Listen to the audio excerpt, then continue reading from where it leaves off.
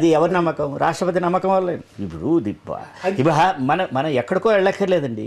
మన జనరేషన్లోనే చంద్రశేఖరేంద్ర సరస్వతి లాంటి ఈ సన్యాసిని మనం చూసామా? అటువంటి పీఠాధిపతిని చూసామా? అటువంటి వాళ్ళు అందరూ కాదని ఇప్పుడు మన బాధ.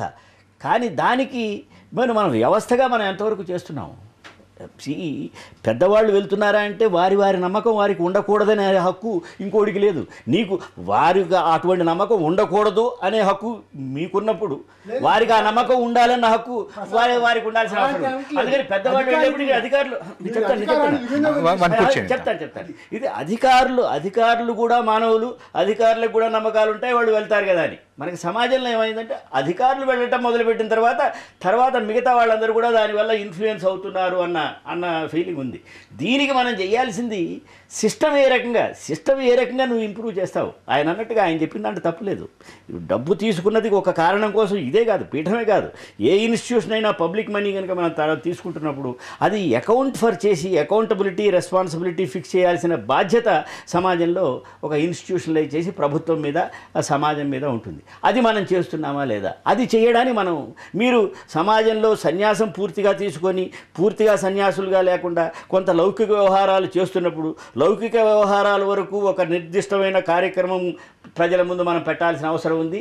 ఆ ట్రాన్స్పరెన్సీ తీసుకురావాల్సిన అవసరం ఉంది అన్న విషయం అందరూ ఏకీభవిస్తారు. అది చేయాల్సిన అవసరం ఎంతైనా. అది లేకపోబట్టి రకరకాల వాళ్ళు రకరకాలుగా కార్యక్రమాలు జరగటం బట్టి, అదిగాక విజిబిలిటీ కూడా అక్కడ పోయి ఏదో వారి బాగా దగ్గర బంధువులో చుట్టాలో వాళ్ళంతా సన్యాసం ఇచ్చిన తర్వాత దేనికి సన్యాసం ఇచ్చినట్టు అన్న ప్రశ్న వచ్చేట్టుగా కానీ ప్రజలు కొంతమంది పీఠాధిపతులు చేస్తున్నందువల్ల ఇటువంటి ప్రాబ్లమ్స్. స్వామీజీ, గ్లామర్, పెద్ద పెద్ద కటౌట్లు, పెద్ద పెద్ద మైదానాలు, అందులో కావాల్సినటువంటి సదుపాయాలు, తర్వాత ఆధ్యాత్మికం పక్కన పెట్టి లౌకికంగా నా దగ్గరికి పలానా మంత్రి వస్తారు కాబట్టి నేను చెప్తాను, నీకు ప్రమోషను లేక ఇది, ఈ రకమైనటువంటి మాటలు చాలా ఎక్కువగా పీఠాధిపతులు మాట్లాడుతున్నారనేటువంటి అభిప్రాయం ఉంది జనాల్లో. ఎవరు అటువంటిది మాట్లాడితే తప్పే, దాంట్లో సందేహం లేదు. అయితే మీరు మొదటి భాగం చెప్పేదే ప్రచారం అన్న దాని దగ్గర ప్రజల దగ్గరికి తమ అభిప్రాయాలను తీసుకొని వెళ్ళటానికి ఇవాళ కొంత పబ్లిక్ మీడియా యొక్క సహకారం అవసరం కనుక అందులో ఇవన్నీ భాగాలు 1,00,000 మంది వినాలా? మరి తెలియజేయకపోతే ఎట్లా తెలుస్తుందండి? ప్రజలకు తెలిసేట్టు చేయాలి కదా. ఏదో టీవీ ద్వారానో రేడియో ద్వారానో కటౌట్ల ద్వారానో దేని ద్వారానో ప్రజలకు తెలియాలి, ప్రజలు రావాలి కదా. ప్రజలకు తెలియజెప్పాలనుకున్నప్పుడు వాళ్ళు రావాలి. ఒట్టి మైదానంలో కూర్చొని ఒకడు మాట్లాడలేడుగా, తన మఠంలో కూర్చొని వచ్చిన ఒక వ్యక్తికి చెప్పలేడుగా. అనంత సమాజానికి తన భావాలను ప్రచారం చేయాలి, ప్రసారం చేయాలి అనేటువంటి అవసరం ఏర్పడింది. ప్రత్యేక విమానాల్లో ప్రయాణాలు అవి ఏదో కొన్ని సౌకర్యాల కోసం చేయొచ్చు. నడిచి వెళ్ళే కాలం ఇప్పుడు చంద్రశేఖరేంద్ర సరస్వతి వారు చెప్పినట్టుగా ఆ రోజు నడిచి వెళ్ళారు. నేపాల్ రమ్మంటే కంచి నుంచి నడిచి వెళ్ళారు. ఇవాళ అది సాధ్యమేనా మరి? కనుక అవి కాదు మీరు విమర్శించవలసింది. విమానాల్లో వెళుతున్నారు, కటౌట్లు పెడుతున్నారు, అది నిజానికి విమర్శించవలసిన అంశాలు కాదు. డబ్బు దుర్వినియోగం అవుతున్నదా? ఇది దుర్వినియోగం కింద అని మేము అనుకోవటం లేదు. ఎందువల్ల ప్రసార మాధ్యమాలు ఇవాళ అవసరం కనుక లక్షల కోట్ల మంది ప్రజలకు అందించాలి అని అంటే దానికి తగిన సాధనాలు అవలంబించకపోతే ఎట్లా అందిస్తారు? స్వామీజీ, మీకు పీఠాధిపతులను ఇవాళ చూస్తూ ఉంటే వారికి వైరాగ్యం ఉంది, వారికి నిత్యానిత్య వస్తు విచక్షణ ఉంది, వారికి ఆత్మానాత్మ వివేచన ఉంది అని అనిపిస్తుంది. చాలామంది అట్లాంటి వాళ్ళు ఉన్నారండి. ఎవరైనా ఒకరిద్దరు లేకపోవచ్చు. ఒక చాలా ప్రసిద్ధమైనటువంటి శ్లోకం ఉన్నది. పుంఖానుపుంఖ విషయక్షణ తత్పరోపి బ్రహ్మావలోకన ధియం నజహాతి యోగి సంగీత తాళ లయ నృత్య వశంగతాపి మౌళిస్థ కుంభ పరిరక్షణ ధీర్నటీవా. ఒక నర్తకి రంగస్థలం మీద నర్తిస్తున్నది, శిరస్సు మీద నీటి కొండ పెట్టుకున్నది. ఆమె అందరినీ చూస్తున్నట్టుగా ఉంటుంది, తాళాన్ని వింటున్నది, పాటను వింటున్నది, దానికి అనుగుణంగా నాట్యం చేస్తున్నట్లు ఉంటుంది. కానీ ఆమె దృష్టి మాత్రం పై నీటి బిందువు చెందకూడదనేదే దాని దృష్టి. అటునే ఒక సన్యాసి లోక ప్రవృత్తిలో ఉన్నట్లు కనిపించినా, విషయ వ్యవహారాలలో జోక్యం చేసుకుంటున్నట్టు కనిపించిన నిజమైన సన్యాసి కనుక అయ్యేటట్టయితే అతడి దృష్టి ఎప్పుడూ బ్రహ్మానుభవం మీదనే ఉంటుంది, దైవం మీదనే ఉంటుంది, ఆధ్యాత్మిక చింతన మీదనే ఉంటుంది. అవసరం కొద్దీ లోక వ్యవహారం కోసం లౌకికమైనటువంటి ధర్మ ప్రబోధ వ్యవహారాలలో ఉన్నట్టు కనిపిస్తుందే తప్ప అతన్ని అపార్థం చేసుకోవడం మాత్రం న్యాయం కాదు. తిరిగి చర్చలోకి వెళ్లే ముందు ఈ విషయం మీద భిన్నాభిప్రాయాలను విందాం.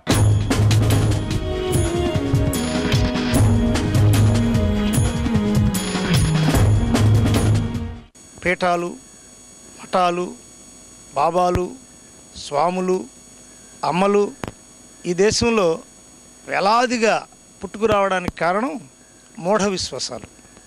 మూఢనమ్మకం. శాస్త్రజ్ఞానం, మహోన్నతమైనటువంటి మనోవిజ్ఞానం, పరిసర విజ్ఞానం, సాంకేతిక జ్ఞానం ప్రపంచవ్యాప్తంగా పెరుగుతున్న ఈ దశలో మనిషి ఒక వ్యక్తిని నమ్మి ఆ వ్యక్తి యొక్క మూఢ భావాలకు అధీనుడై ఆ వ్యక్తినే దైవంగా భావించి ఈ విధమైన బానిసత్వానికి గురి కావడం వల్ల స్వాములు, మఠాధిపతులు నేరస్తులుగా మారుతున్నారు. ఆధిపత్యానికి మేమే, అహంభావానికి మేమే, అధికారానికి మేమే పీఠాధిపతులు అని వారు భావిస్తున్నారు. సెక్యులర్ స్టేట్లో మతానికి ఒక పీఠం ఏమిటి, దానికి ధనం ఏమిటి, దానికి క్రిమినల్ యంత్రాంగం ఏమిటి, అది ప్రభుత్వాన్ని కూడా ఛాలెంజ్ చేయటం ఏమిటి, తనకు అడ్డు వచ్చిన వాడిని అదే దేవాలయంలో హతమార్చడం ఏమిటి. ఒక సుప్రీంకోర్టు జడ్జి చేత ఈ మఠాల కింద ఉన్నటువంటి ఆస్తి మొత్తం ఎంతో మనం పరిశీలిస్తే ఒక స్టేట్ గవర్నమెంట్కున్న ఆస్తి కంటే ఎక్కువ ఉంటుందని ఈరోజు మన ముందుకు వచ్చే సత్యం. అంబేద్కర్ చెప్పాడు. రాష్ట్రపతిగా రాజేంద్ర ప్రసాద్ గారు ఆయన ఎన్నికైన తర్వాత కాశీలో బ్రాహ్మణుల యొక్క కాళ్లకు ఆయన నమస్కరించి నీళ్లతో కడిగినప్పుడు ఆయన చెప్పాడు, రాజ్యాధిపతులు, మఠాలకు, స్వాములకు, బ్రాహ్మణులకు మీరు బానిసత్వం చేస్తే సెక్యులర్ రాజ్యాంగం ఓడిపోయినట్టే అని ఆయన ఆనాడు చెప్పాడు. అన్ని మఠాలని ఒకసారి సుప్రీంకోర్టు జడ్జితో వాటి ఆర్థిక సంపత్తి పైన, వాటి నేర ప్రవృత్తి పైన, వాటికి అధీనులైనటువంటి మనుషులపైన, అక్కడ జరిగిన హత్యలపైన, అక్కడ జరుగుతున్న హింసాకాండ పైన, అక్కడ డివోట్ అయినటువంటి వారి యొక్క మొత్తం అభిప్రాయాల్ని మరి రికార్డ్ చేసి ఎంతటి హింస అక్కడ దాగి ఉందో బయటికి తీయాల్సినటువంటి ఒక చారిత్రక, సామాజిక, మానసిక వ్యవస్థల యొక్క అవసరం ఈనాడు ముందుకు వచ్చిందని.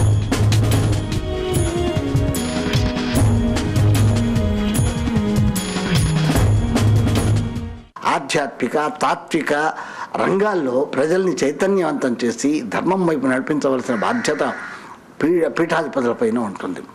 అది క్రమంగా వాళ్ళు దూరం అయిపోయి కేవలం పీఠాల వరకే, తమ ఆవరణ వరకే అది పరిమితమైనట్లుగా నాకు కనిపిస్తూ ఉన్నది. ప్రజల్లో చైతన్యం తీసుకురావడం లేదు.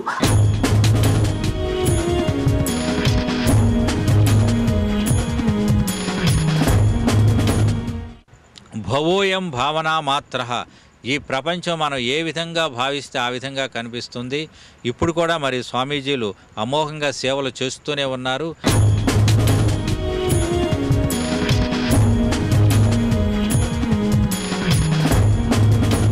ఇప్పుడు ఈ పీఠాలు ఏం చేస్తున్నాయంటే ఒక పర్టికులర్ సెక్ట్ని బాగా ప్రచారం చేస్తున్నాయి. ఇప్పుడు వైష్ణవ మతానికి సంబంధించిన పీఠాలు చాలా ఉన్నాయి, అట్లా శైవ మతానికి సంబంధించిన పీఠాలు చాలా ఉన్నాయి. కాబట్టి వైష్ణవ మతాచారులేమో వైష్ణవ మతానికి, అట్లాగే వీళ్ళేమో శైవ మతానికి. ఈ పీఠాలు, ఈ బాబాలు, వీళ్ళు ఈ మతాచార్యులు, మత గురువులు బహుశా హిందూ మతంలో ఉన్నంతమంది ఇంకే మతంలో కూడా లేరు, చాలా మంది ఉన్నారు. ఎందుకంటే ఇది ఒక వెల్నెట్ రిలీజన్ కాదు కాబట్టి ఇన్ని పీఠాలు మనకున్నాయి. దీనివల్ల నేను అనుకోవడం అయితే ఈ మతానికి కానీ మన సాంప్రదాయాలకు కానీ కొంత మంచి కంటే చెడే ఎక్కువ జరుగుతున్నది. ఎందుకంటే ఇప్పుడు ప్రజల్లో, మన దేశ ప్రజల్లో ఆల్రెడీ ఈ శాస్త్రీయ దృక్పథం అనేది లేదు అసలు. ఇప్పటికీ మనం మూఢ విశ్వాసాలకి చాలా తొందరగా లోనైపోతాం.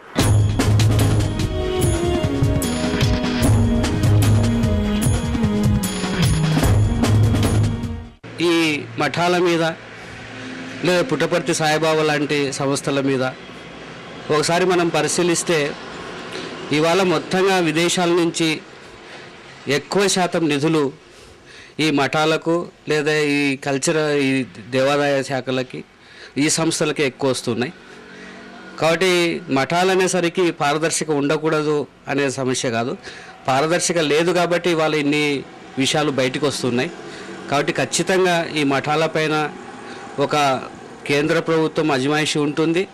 అంతేకాకుండా వాటి మీద కన్నేసేసి ఉంచాల్సిన అవసరం అయితే ఉంది. ఇవాళ మొత్తం దేవాలయాలు కానీ లేదా మఠాలు కానీ వాళ్ళ దగ్గర ఉన్న ఆస్తులన్నీ ఇవాళ బయటకు పెట్టాల్సి వస్తుంది. ఆస్తులను ఎట్లా వినియోగిస్తున్నారనే విషయాన్ని కూడా ఇవాళ బయట పెట్టాల్సింది. అది ప్రజలకు ఉపయోగపడుతుందా, లేదా ధార్మిక సంస్థలకు ఉపయోగపడుతుందా, లేదా సహాయ కార్యక్రమాలు, సేవా కార్యక్రమాలు చేస్తున్నారా, లేకపోతే దాంట్లోనే ముఠాలు ఏర్పడి మొత్తంగా ఆ మొత్తం నిధులను దుర్వినియోగం చేస్తున్నారన్న విషయం ఇవాళ బయటికి రావాలి.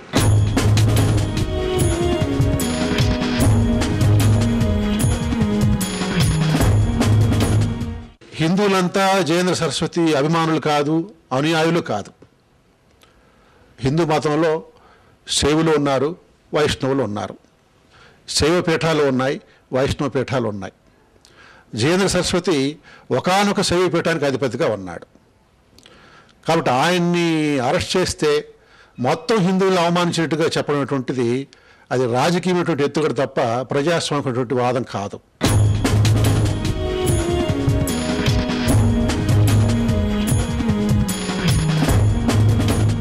కాంతారావు గారు, సామాజిక అభివృద్ధికి మఠాలు పీఠాలు ఏ మతానైనా అడ్డంకులుగా నిలబడ్డాయా? సామాజిక ప్రగతి విషయంలో మఠాలు తప్పకుండా అడ్డంకిగా నిలబడండి. ఇప్పుడు ఉదాహరణకి సమాజ ప్రగతికి అవరోధమైనటువంటి అతి ముఖ్యమైన విషయం అంటరాంతనం.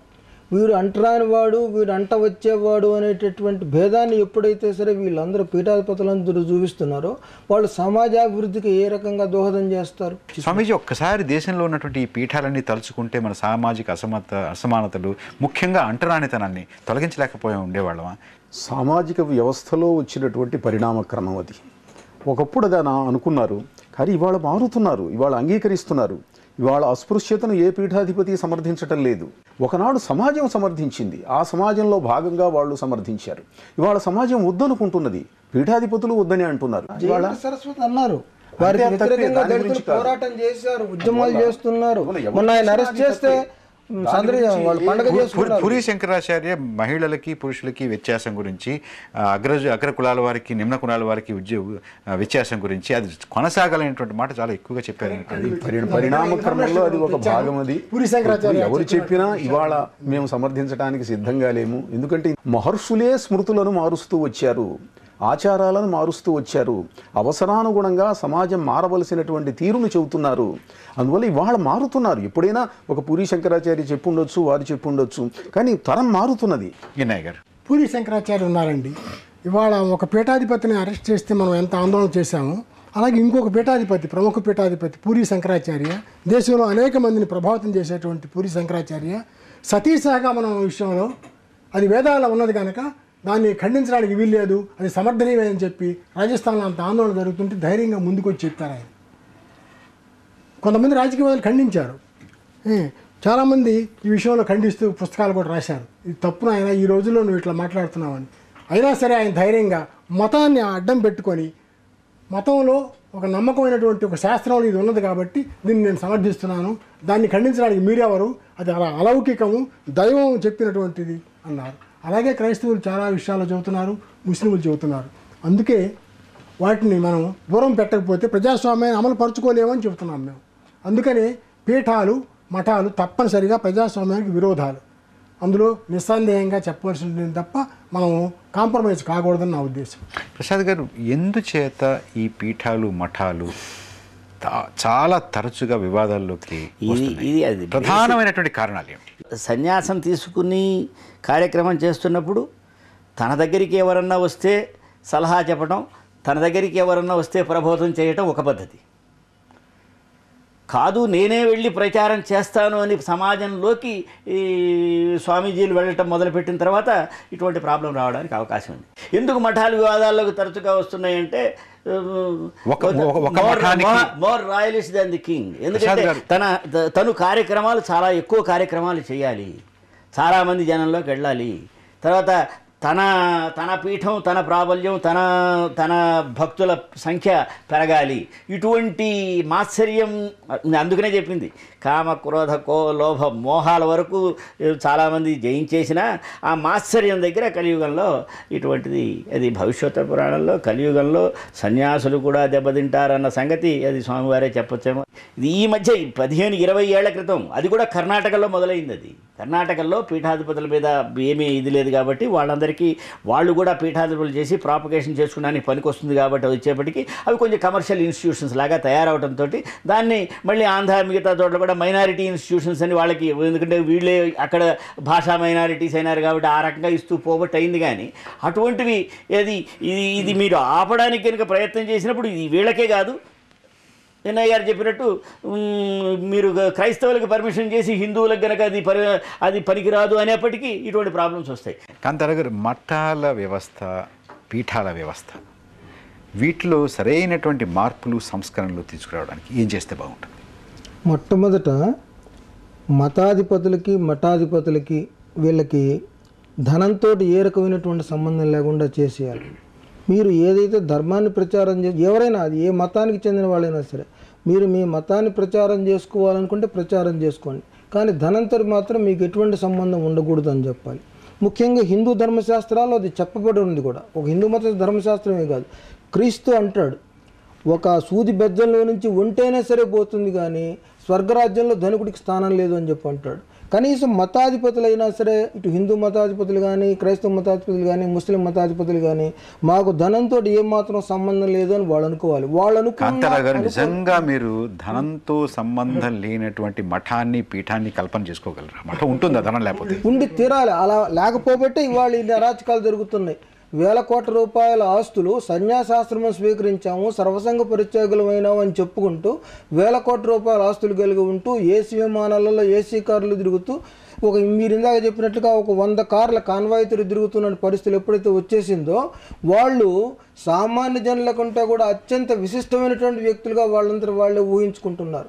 దాంతో ఈ రకమైనటువంటి మాత్సర్యంతో కూడా అనేక జబ్బులన్నీ వస్తున్నాయి, సామాజిక జబ్బులన్నీ వస్తున్నాయి. ప్రసాద్ గారు, ఈ వ్యవస్థ ఇంత దెబ్బతినడానికి కారణం ఎందుకంటే దీని మీద చెక్స్ అండ్ బ్యాలెన్సెస్ లేవు.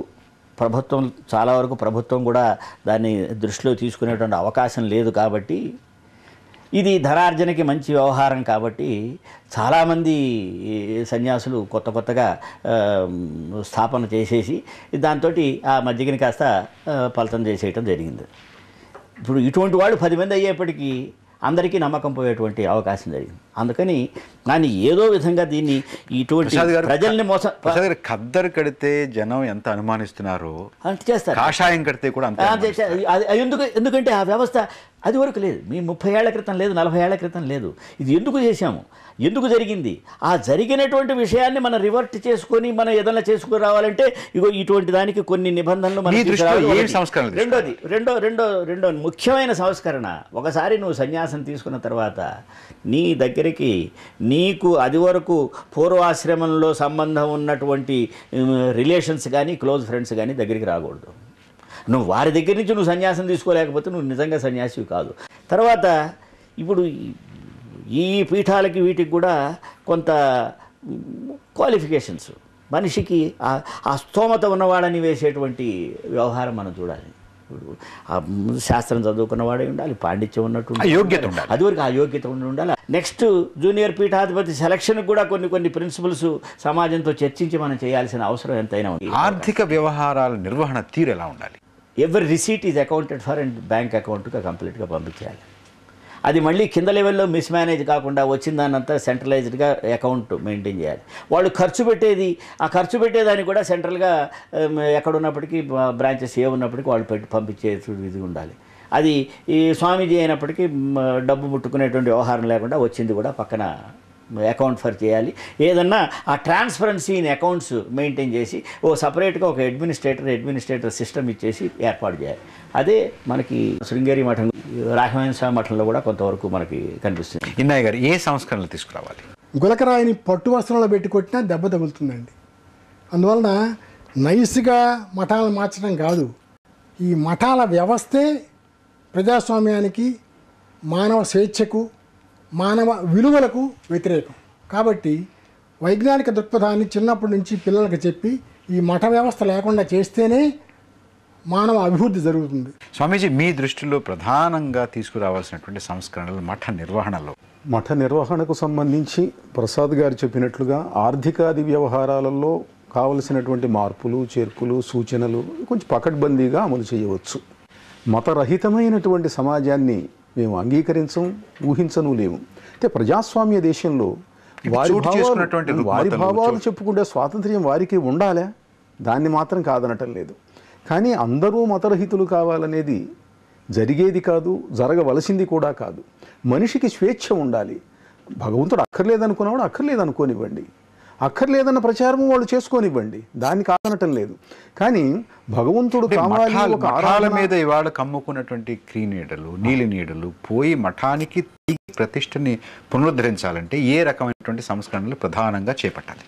ఒకటి ఆర్థికమైన సంస్కరణలు, వాటి వ్యవహారాలు, యాజమాన్యము, ఈ పెద్దలు చెప్పిన దాంతో నాకు ఎటువంటి అభ్యంతరము లేదు.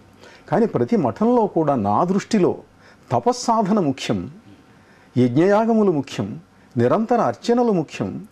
సాధకులను తయారు చేసి, వైరాగ్యవంతులను తయారు చేసి, ఇప్పుడు సమాజంలో ఇతర ప్రచారాలు, ధర్మ ప్రచారం చేయడానికి కావలసినటువంటి బహిరంగ సంబంధమైనటువంటి ఏదో పుస్తకాలు, ప్రచారాలు, ఉపన్యాసాలు, ఇవన్నీ ఇదొక ఎత్తు. ఇది కాక ప్రతి మఠంలో కూడా తపస్సు చేసేటువంటి ఒక వ్యవస్థను ఎక్కువ ప్రోత్సహించాలి.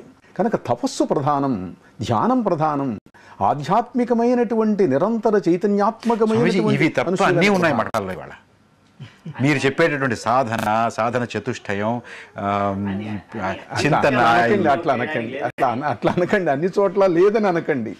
ఎక్కువ కొంత భాగం ఎక్కువ ఇవాళ ప్రసిద్ధికి వచ్చినటువంటి కొన్ని మఠాలలో, పీఠాలలో ఇది ఎక్కువ దృష్టిలోకి రావడం వల్ల దాని వస్తున్నది. కానీ అది లేదని మాత్రం అనకండి. ఎందుకంటే ప్రతి పీఠంలో వేద విధులైనటువంటి విద్వాంసులు ఉన్నారు, నిరంతర వేదాధ్యయనం జరుగుతున్నది, పారాయణాలు జరుగుతున్నాయి, పూజలు జరుగుతున్నాయి, యజ్ఞములు జరుగుతున్నాయి. తపస్సు కొంత తగ్గితే తగ్గి ఉండొచ్చు, తపస్సు చెయ్యాలా, తపస్సుతో సమాజాన్ని ప్రభావితం. కాంతారావు గారు, ఇప్పుడు మఠాధిపతులు, పీఠాధిపతులు, ధ్యానం చేసేవారు, సాధన చేసేవారు, మహిమలు వస్తాయి వారికి, కొన్ని సిద్ధులు వస్తాయి, దాంతో వారు ప్రజల్ని ఆకట్టుకుంటారు అనేటువంటి అభిప్రాయం కూడా ఉంది. వారికి ఏ రకమైనటువంటి మహిమలు లేవు. ఇప్పుడు మహిమలను చూపిస్తున్నటువంటి వాళ్ళందరిలో కూడా ప్రముఖుడు సత్యసాయిబాబా మీకు తెలుసు. ఆయన చూపించినప్పుడు టీవీలో స్పష్టంగా ఆయన దీంట్లో నుంచి బంగారపు గొలుసును తీస్తుండగా టీవీలో స్పష్టంగా అందరికీ కనిపించింది. అంతేకాదు మా ప్రేమానంద్ గారు, డాక్టర్ కోవూరు, వీళ్ళందరూ కూడా ఆయన ఏ రకంగా అనేది విభూతిని తెప్పిస్తున్నాడో అదే రకంగా విభూతిని తెప్పించి వందలాది మందికి ఇచ్చి, ఇదిగో మేము కానీ సత్యసాయిబాబా కానీ ఇలాగే చేస్తున్నాము అన్నారు.